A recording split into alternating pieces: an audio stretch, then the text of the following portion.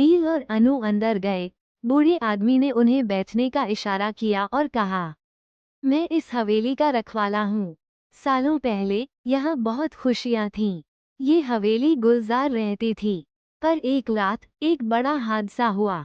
एक अजनबी इस हवेली में आया और उसने यहाँ रहने वाले सब लोगों पर जादू कर दिया। तभी से यह हवेली सूनी पड़ी है और मैं यहाँ फंसा हुआ हूँ। अनु ने साहस जुटाकर पूछा, आप यहाँ से निकल क्यों नहीं सकते?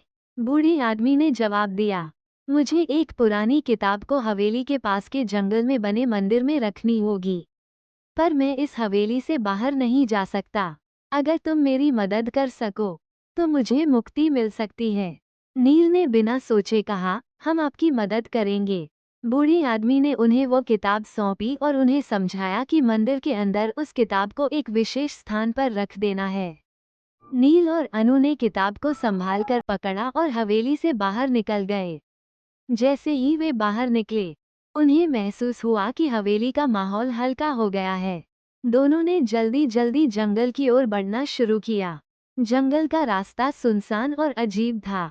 रात के सन्नाटे में पेड़ों की सरसराहट, पक्षियों की आवाजें और हर छोटी मोटी आहट उन्हें और भी डरा रही थी। मगर वे दोनों एक दूसरे का हाथ पकड़कर चलते रहे। थोड़ी देर बाद उन्होंने देखा कि मंदिर का सिलसिला शुरू हो चुका है।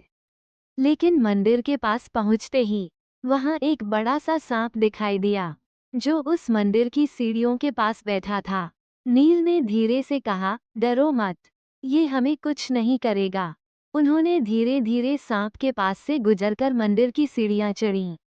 जैसे ही वे अंदर पहुंचे, उन्होंने उस जगह को ढूंढा जहां किताब रखनी थी।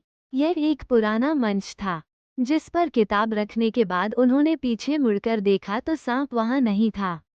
वे जल्दी से बाहर निकलने लगे। जैसे ही वे मंदिर से बाहर आए, उन्होंने एक हल्की सी रोशनी देखी।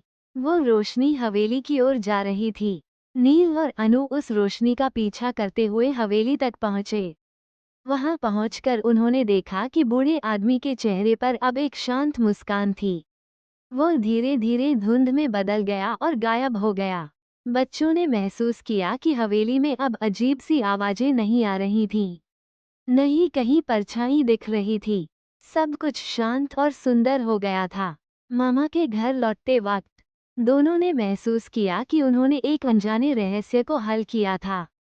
हवेली अब आजाद थी और बूढ़ा आदमी भी अपने बंधनों से मुक्त हो चुका था। अगले दिन जब नील और अनु ने मामा को ये बात बताई, तो मामा मुस्कुराए और बोले, तुम दोनों ने बहुत हिम्मत दिखाई।